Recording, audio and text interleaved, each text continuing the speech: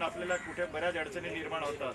म्हणून या ठिकाणी नगरपालिकेची शाळा असेल, जिल्हा परिषदची शाळा असेल, ज्यांची आर्थिक परिस्थिती चांगली असेल त्याने खाजगी शाळेमध्ये पाठवा. आणि म्हणून आता जी लहान लहान मुलं आहे, एकही मुलगा शिक्षणाशिवाय राहणार नाही अशा पद्धतीने तुम्ही शिक्षणाला पाठवा. आणि शिक्षणाला जर तिच्या मदत लागेल ती निश्चितच एक राज्यमंत्री म्हणून, या विभागाचा एक मंत्री म्हणून निश्चितच मी आपल्याबरोबर राहीन. कारण मला सुद्धा गरिबांची खूप कळवळ आहे.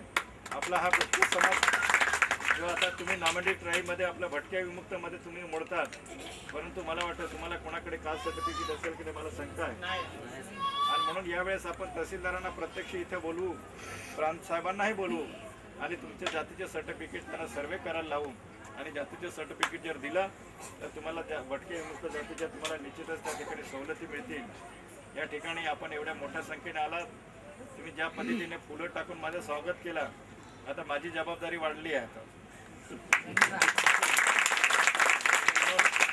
निश्चितच ही जागावरती तुमचं कायम कशा पद्धतीने आपल्याला थांबवत तुम्हाला इथे करता येईल, तुमच्या नावाने ही जागा कशी करता येईल यासाठी आपण निश्चितच आपण प्रयत्न करू. आणि नगरपालिकेच्या आयुक्तांबरोबर आपण बैठक घेऊ आणि त्याच्यातून मार्ग काढू. धन्यवाद.